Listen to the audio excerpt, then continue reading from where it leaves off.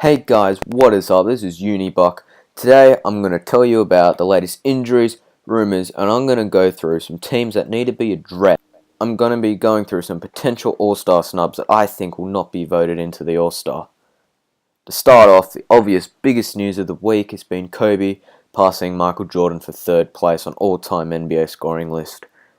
I send my congratulations out to Kobe. He deserves it. He's been working very hard for it. On to the injuries. Recently, in the game against the Spurs a couple of days ago, Robin Lopez has broken his hand and should be out for about 6 to 7 weeks. This is a massive blow for Portland as Robin's just been playing exceptionally well. He just fits right into their system. And I expect that Chris Kaman should be starting in. He's still good, but he's more on the end part of his career, so better coming off the bench. Also, Jabari Parker's MRI scans for his knee comes out tomorrow, so we'll look what happens there. Recent news, Marcus Thornton should be back for early January, and Kenneth Reed should be back as of tomorrow, or 2 days, against Houston. So, to the latest rumours in the rumour mill. Obviously, this has been around for a week or two, but the Nets making their big three of Darren Williams, Joe Johnson, and Lopez available for the trading block. Now, personally, I don't think they can be traded because they are big contracts, especially Joe Johnson. That guy's contract is massive. But I reckon Darren Williams, who should be a good fit for the Indiana Pacers. I mean, they're starting Donald Sloan, and he's been doing really well for them. But, Darren Williams, former All-Star, All-NBA, they could do some help, and once PG comes back, they'll be a really good team. Robin Lopez, sorry, not Robin, Brooke, I reckon you should probably go to Lakers.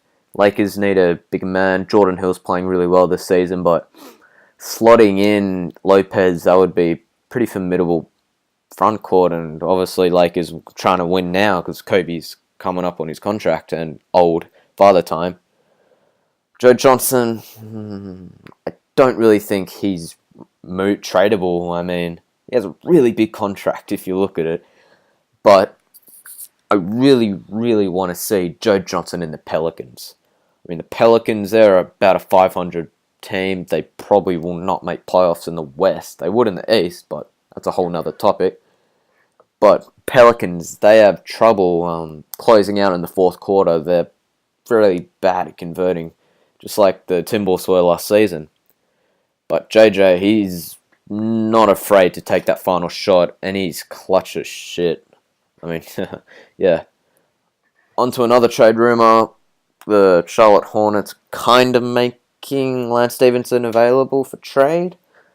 I personally, I think it's a bit too early into the experiment of Lance Stevenson fitting into that team, so they're probably not going to trade him. But there's been sources saying he could go to Indy, or everyone knows Lance kind of wants to play for the Nets, but I don't think he'll go there. And also, surprise, Dion Waiters is back on the trading block. Didn't take them long. They want trade partners, but sources saying Cavs want to land a quality big man for him for potential trade partners, so they're not going to trade unless they get a good big man that can attack the rim, a difference-making center. But in other news, Mr. Stein notes that the Cavs would like to bring Memphis Grizzlies backup Costa Koufos.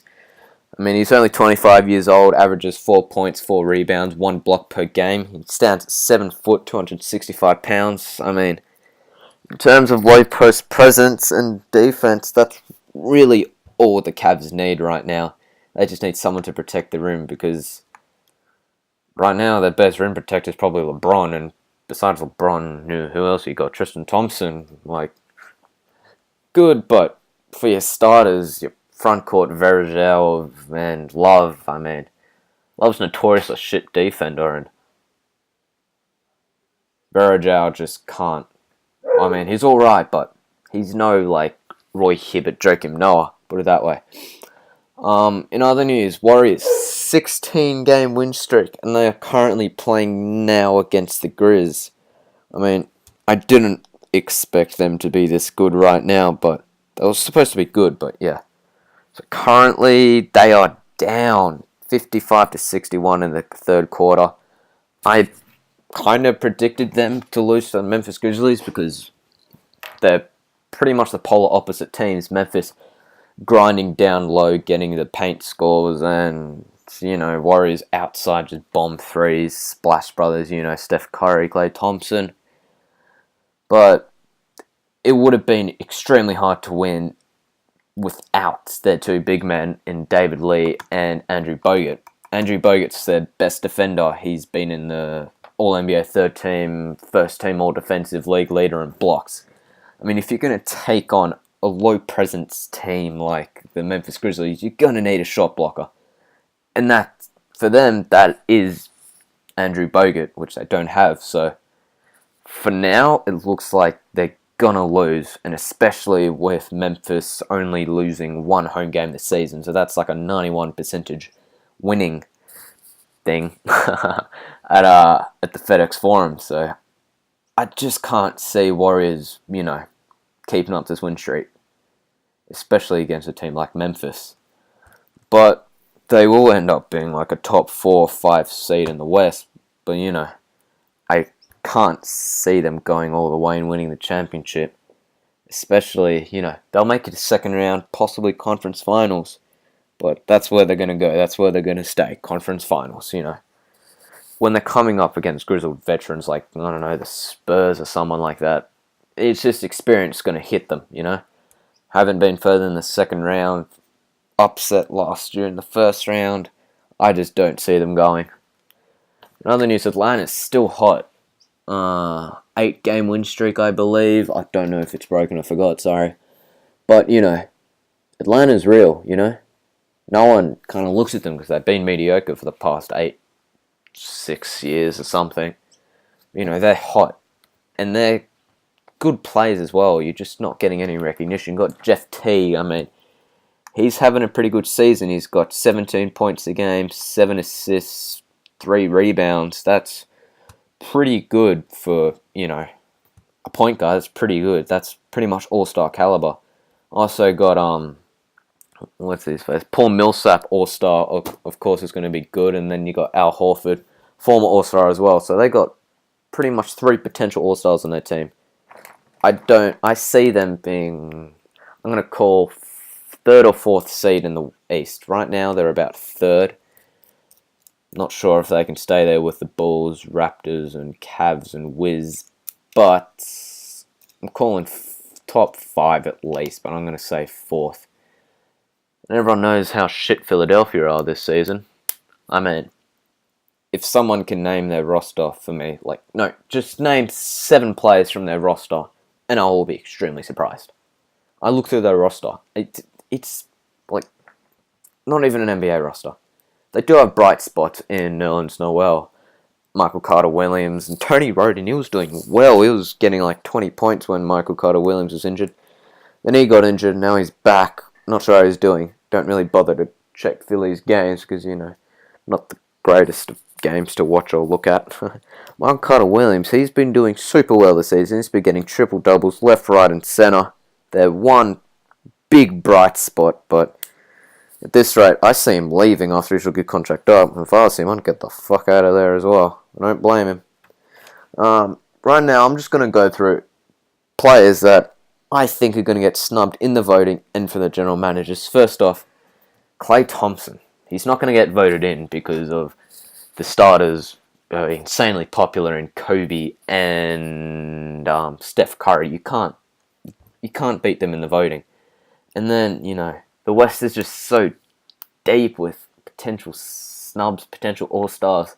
I just don't see Klay getting voted in by the general managers. As well as Klay, another backcourt in the West, Mike Conley. I mean, come on, this guy just deserves an all-star. Look at his team. Look how well he's doing. Look how well his team's doing. Sure, Marc Gasol's been doing a lot, but Mike Conley's the one holding them together. Also, another one, what's his face? Monte Ellis. This guy's been snubbed nearly every year, and it's impossible to ignore him now with the Mavs doing so well. I mean, come on, just get him in. He's had the highest point per game average for a non-All-Star in the history of the league. I mean, come on, get him in, guys. Also, those three people I mentioned, the Hawks, Teague, Horford, Millsap, I don't know, at least two of them should be All-Stars. At least two, otherwise that's a murder. Also, Nikola Vucevic. Have you people seen what he's been doing? 18 points a game and 12 rebounds and 2 assists. Nearly 1 steal and 1 block. This guy is unfair. This guy needs an all-star appearance. Otherwise, that's fucked.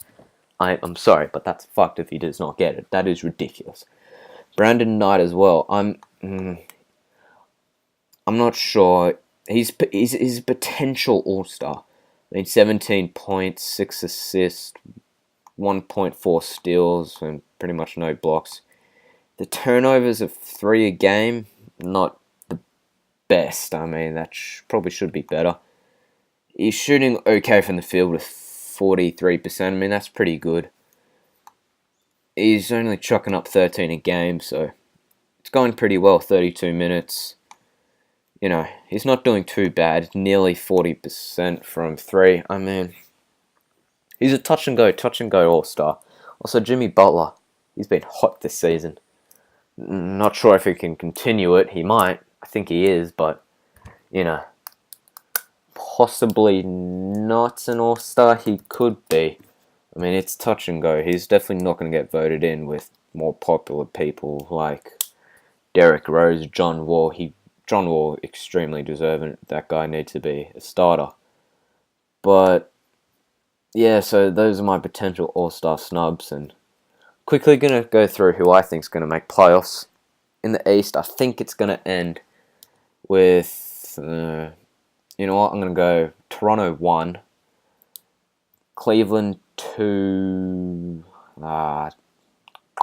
Cleveland 2, Chicago 3, Atlanta 4. There's like no one here, that's why. 5. Did I put Washington in there? I think. Crap, let's go again. 1 Toronto, 2 Cleveland, 3 Washington, 4 Atlanta. 4 Chicago, 5 Atlanta, 6 Miami, I guess. I just don't see Milwaukee keep doing well, but right now they're playing over 500, so 7 Brooklyn, 8 Milwaukee, because I would pick Charlotte, but I've just been playing absolute shit this season. We'll go on to the West. I'm going to go 1 Memphis, 2 Golden State, 3 Houston, 4 Clippers, 5